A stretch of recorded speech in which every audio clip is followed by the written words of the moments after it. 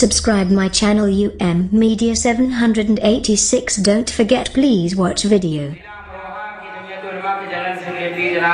हज़रत मौलाना कारी अमीन साहब यहाँ पर आए हुए थे। हज़रत वाला निहायत उजलत में है और उनको जल्दी है, इसलिए मैं हज़रत वाला से दरख्वास्त करता हूँ कि वो आपके सामने चंद कलिमात कहेंगे, कुछ बातें अपनी रखेंगे, उसके बाद हज़रत वाला तशरीफ ले आ जाएंगे।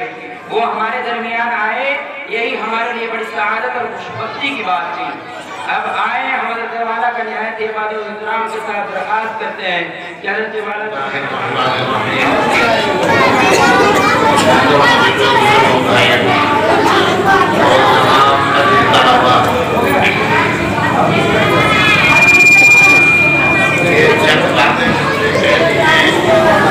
ये बच्चों के प्रोग्राम के बाद कहनी थी, मगर चूँकि मुझे यहाँ से प्रोग्राम का वहाँ जाना है और मुझे 9 बजे का टाइम बताया था। अगर मुझे मालूम होता कि दाखिल हो जाएगी तो मैं दूसरे जगह में खारिज हो जाता। अभी मेरी 2-4 बात सुनने के बाद उसके बाद आप तशरीफ रखे बच्चों का प्रोग्राम हुआ और मुझे अच्छा लग रहा है कि आप लोग बच्चों की हौसला अफजाई कर पा रहे और होनी चाहिए। अगर मदारिस के सिलसिले में आप हज़रात से बातचीत की जाए तो इसके लिए भी एक बहुत बड़े वक्त की जरूरत है। मदारिस क्या चीज है क्या नहीं है। आज हम हिंदुस्तान की आजादी के सिलसिले से यहाँ जमा हुए हैं। ये इन्हीं मदारिस की बरकत है जो हमारा हिंदुस्तान अंग्रेजों से चुपकर से आजाद हुआ था। अगर ये मदारिस ना होते तो अंग्रेजों की गुलामी से हमें छुटकारा नसीब न होता। इन मदारिस ने ऐसे जाबाज सिपाही पैदा किए जिन्होंने अंग्रेजों की आंख में आंख डालकर और अंग्रेजों के बारे में हिंदुस्तान छोड़ो और इंकलाब का नारा दिया। एक लंबी तारीख है, मैं समझता हूँ स्टेज पर और मौजूद है, वो आप हज़रात को खिताब कर पाएंगे। मुझे तो सिर्फ 2-3 बातें अर्ज करनी, 5 मिनट के अंदर अपनी बात कहने की कोशिश करूंगा। उस बात से पहले मुझे एक बात याद आई और वो इस मजलिस के लिहाज से बहुत मुनासिब है। अभी वालिदैन के सिलसिले से मौलाना ने एक मुकालमा पेश किया। मेरी बात की अगर तकलीफ ना हो तो मैं ये बात बर्जस्ता कह रहा हूँ कि सैदपुर से मेरा एक पुराना ताल्लुक है और सैदपुर में बहुत ही ज्यादा अपने माँ बाप की नाफरमानी करने वाले लोग मौजूद हैं। मेरे पास वाक़यात से पहुँचने लोग बताते हैं। इसके बारे में एक तरह से बात करूँगा, मेरा दिल चाहता है कि मैं बता दूँ। हज़रत मूसा अलैहिस्सलाम ने अल्लाह तबारक व तआला से अर्ज़ किया है इलाहुल आलमीन, मैं उस शख्स से मुलाकात करना चाहता हूँ जो जन्नत में मेरा पड़ोसी हो। एक नबी है और अल्लाह से ये सवाल करता है कि मैं जन्नत में जो मेरा पड़ोसी हो उसको देखना चाहता हूँ। अल्लाह तबारक व तआला का पूरा जगह चले जाओ, वहाँ एक हमारा बंदा है, उसकी गोश्त की दुकान है, वो दुकान करता है, उससे मुलाकात करो, वो जन्नत में तुम्हारा पड़ोसी होगा। वो गए, मुलाकात करी और हज़रत मूसा अलैहिस्सलाम ने कहा कि आज हम आपके मेहमान रहेंगे। उन्होंने उनकी मेहमानी कबूल कर ली, अपनी दुकान से काम से फारिग हुए, घर गए। घर जाकर के उन्होंने हज़रत मूसा अलैहिस्सलाम की कोई कातिल तवाज़ु किए बगैर एक पालना उतारा जो ऊपर टंगा हुआ था और उसमें बहुत ज़ईफ़ा जिसकी हड्डियां खाल छोड़ चुकी थी उनको उतारा और उन्होंने पहले झूला झुलाया और उसके बाद उन्होंने फिर रोटी का बहुत बारीक और फिर चम्मच से अपने हाथ से खिलाया। और जब वो खिला चुके तो उस बूढ़ी औरत ने उस ज़ईफ़ा ने यूं कहा कि जा अल्लाह ताला तुझे मूसा अलैहिस्सलाम का जन्नत में पड़ोस अता फरमाए। हज़रत मूसा अलैहिस्सलाम ने कहा कि खुशखबरी है तुम्हारे लिए कि मैं मूसा हूँ और अल्लाह ने मुझे तुम्हारे पास भेजा है और जन्नत में तुम्हारा मेरा पड़ोस होगा। ये उनकी अम्मा थी। हज़रत मूसा अलैहिस्सलाम के ज़माने में काफी उम्र हुआ करते थे, कई साल की उम्र हुआ करती थी। हमारे यहाँ तो 50 साल में चलता हो जा, बड़ी हिम्मत करी तो 60-65 साल तक पहुँच गया, वरना उम्र ही नहीं हो रही। तो मेरे बुजुर्गों दोस्तों, माँ बाप ऐसी नेमत है अल्लाह की। अगर बंदे ने औलाद ने अपने माँ बाप की खिदमत कर ली तो माँ बाप की रजामंदी के अल्लाह ने अपनी रजामंदी की बात कही है। जिसके माँ बाप राजी मैं उससे राजी और जिससे उसके माँ बाप नाराज मैं उससे नाराज। तो जो नौजवान हैं उनके वालिदैन जितना है अपने वालिदैन की खिदमत करो और जन्नत कमाओ। कुरान पाक की आयत का मफ़हूम है कि जिसने अपने माँ बाप को अपनी जिंदगी के अंदर पाया और उनकी खिदमत करके वो जन्नत का हकदार न बना तो उस पर अल्लाह की लानत हो, वो हलाक हो जाए। जोरामा महंगे तस्दीक करेंगे इस बात की। तो मेरे बुजुर्ग और दोस्तों, अपने माँ बाप की खिदमत करना हमारी जिम्मेदारी, हमारा एक फरीज़ा है। दूसरी बात, मैं जब आया तो यहाँ झंडा झुका हुआ था। झंडा जब झुकता है जब कोई गम का वक्त हो, किसी का इंतकाल हो जाए, वरना कभी हमारा ये झंडा झुकना नहीं चाहिए। ये हरा रंग हमारा है, सफेद रंग ईसाइयों का है और हमारा ये नीले रंग हमारे बिरादरान वतन दूसरे भाई लोग का है। और झंडे की ये शान है, झंडा जब झुकता है जब हार होती है। हम अभी हार रही है जन्नत, ये झंडा हमें बहुत प्यारा तो हम इससे मोहब्बत करते हैं। चाहे आप झंडा छोटा बांधे, झुकना नहीं चाहिए। तीसरी बात, आज का प्रोग्राम यौम जमहूरिया की मुनासिबत से है। हमारा मुल्क 15 अगस्त 1947 को अंग्रेजों के चुंगल से आजाद हुआ। अंग्रेजों ने देश छोड़ा। 47 से 1950 तक हमारे हिंदुस्तान का कानून बना। आज 26 जनवरी 1950 को हमारा अपना बनाया हुआ कानून हमारे ऊपर लागू किया गया। हमारे हिंदुस्तान का वो एक आइन बना, दस्तूर बना और आज तक चला आ रहा है। और हमारे हिंदुस्तान के कानून के अंदर जितनी लचक है, दुनिया के किसी कानून के अंदर इतनी लचक नहीं है। आज हमारे कानून को 100% खतरा लायक है। इसके लिए हमें कुर्बानी देने की, फिक्र करने की जरूरत है और अपने आईन को बचाने की हर हाल में हमें हिम्मत और हौसले से वक्त का साथ देना है। चौथी बात, हिंदुस्तान ये ऐसे ही आजाद नहीं हुआ।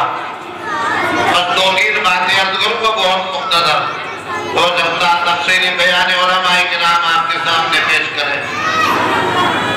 हमारे बुजुर्गों ने, अकाबिरीन ने हिंदुस्तान की आजादी, पहले ये बताओ कि हिंदुस्तान के अंदर अंग्रेज ने कदम जमाए कैसे। वो यहाँ तिजारत के बहाने आया और तिजारत करते करते पूरे हिंदुस्तान में फैल गया और उसने यहाँ हुकूमत पर कब्जा कर लिया। हमारे मुल्क को सोने की चिड़िया कहा जाता था। हमारा मुल्क बहुत मालदार था। अंग्रेज ने यहाँ खूब लूट खसोट मचाई। उसके बाद हमारे अकाबिरीन ने देखा कि इस अंग्रेज से मजहब इस्लाम को और मजहब इस्लाम के मानने वालों को नुकसान पहुंचने वाला एक लंबी तहरीक चलाई। तारीख है, बहुत लंबी तारीख है, बड़ी तवील तारीख है हिंदुस्तान की आजादी। उसको बयान करने के लिए घंटा 2 घंटा नहीं, महीनों चाहिए। बहरहाल 100 साल तक जंग लड़ने के बाद मुरतब तरीके से जंग न लड़ी गई और जंग हार गई। उसके बाद 1932 में 1932 में शहर अमरोहा जामे मस्जिद के अंदर एक मोमिन कॉन्फ्रेंस हुई, जिसमें यह तय किया गया कि अंग्रेजों से जंग जीतने के लिए बिरादरान वतन को साथ लेना जरूरी है।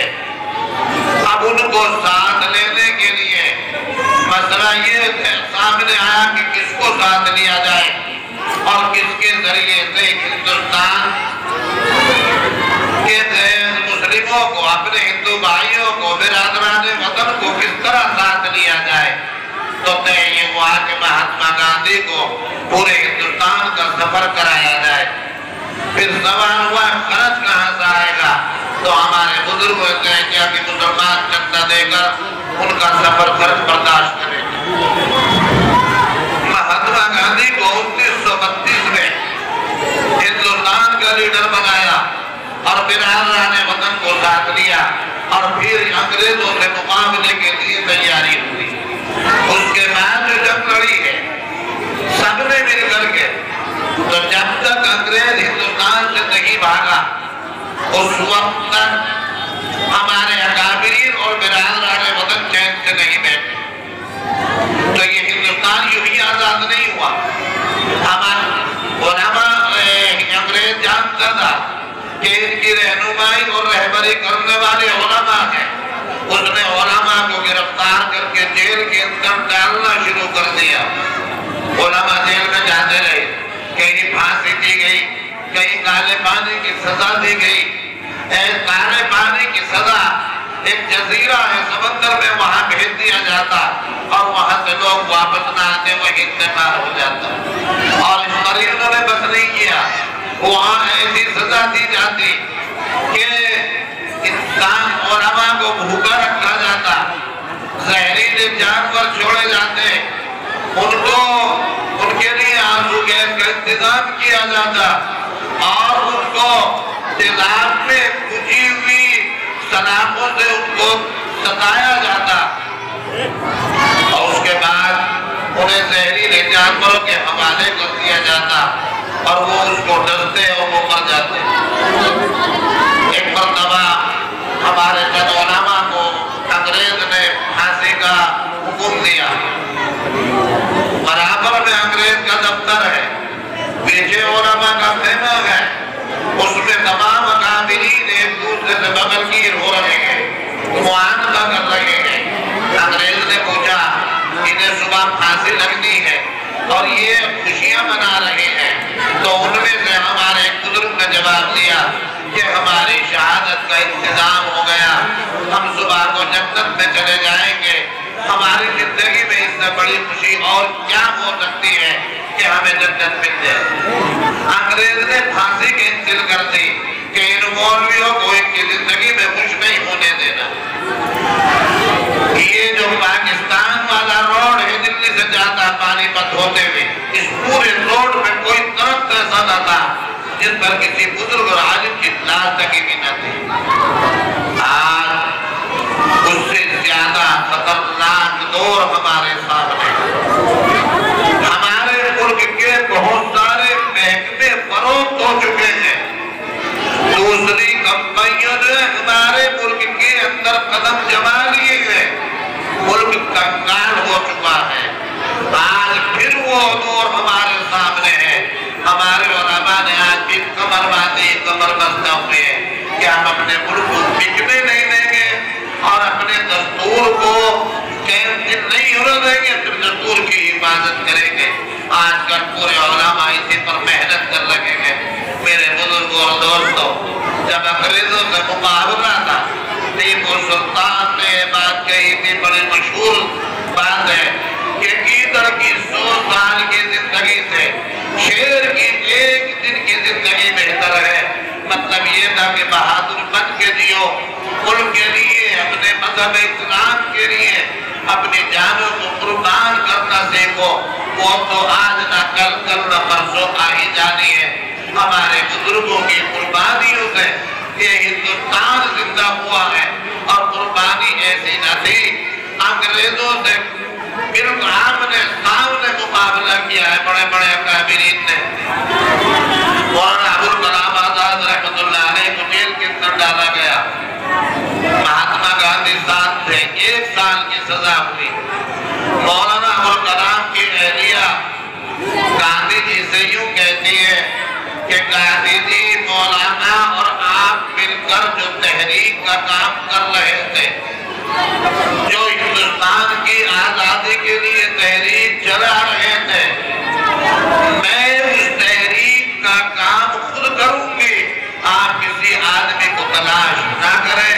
और मौलाना इस चीज से परेशान होंगे कि मेरी तहरीक का क्या होगा। आप मेरे मौलाना को ये खबर कर दें कि वो घबराए नहीं, मैं मौलाना की सारी तहरीक का काम खुद करती रहूंगी, अगर जरूरत पड़ेगी तो मैं अपने भाई से मदद दे दूंगी। एक मरतबा उसी मौके पर गांधी जी से मौलाना अबुल कलाम की बीवी ने ये कहा कि मुझे मालूम हुआ है मौलाना को 1 साल की सजा दी गई। ऐसा तो नहीं कि तुमने मौलाना के लिए किसी अंग्रेज की खुशामद करनी हो या किसी अंग्रेज के सामने जाकर के आप झुक गए हो कि मौलाना की सजा कम कर दी जाए। सजा तो 3 साल की, 5 साल की होनी चाहिए थी, 1 साल की सजा क्यों दी गई? अगर आपने मौलाना के लिए किसी अंग्रेज से सिफारिश की है तो मौलाना को तकलीफ होगी। अंग्रेज ने जितना हुक्म दिया हो मौलाना उतनी ही सजा काट कर आए, उससे पहले करना है। मैं घर के सारे काम बात करती रहूंगी, ये और मुकद्दस। तो मेरे बुजुर्गों और दोस्तों, ये चंद बातें मैंने की, दिल चाहता है बात करने के लिए, मगर मुझे सिर्फ इतनी बात अर्ज करनी है कि आप हजरात उस तारीख की तरफ लौट जाए। और अल्लाह ने इंसान को 2 जिंदगियां दी है, एक माँ के पेट से शुरू होकर मौत पर खत्म होती है, और एक जिंदगी मौत से शुरू होती है जो कभी खत्म होने वाली नहीं है। और वो जिंदगी को कामयाब बनाने के लिए अल्लाह ने ये दुनियावी जिंदगी अता की है। 10 साल बाद, 5 साल बाद, 2 साल बाद हमें मरना है। बेहतर में और वो है जो अल्लाह की रजा के लिए, अपने मुल्क के लिए, अपने मदद के लिए अगर हमें नसीब हो जाए और हम शहीद हो जाए तो इससे अच्छी जिंदगी मेरे नसीब कोई नहीं। हमारा सबका मकसद है कि हम जन्नत में जाए। आज हमारे मुल्क की गद्दी और डगमगा रही है, इसको बचाने की जिम्मेदारी हमारी है। जब तक हम लोग मैदान में नहीं आएंगे हमारा मुल्क नहीं बचेगा।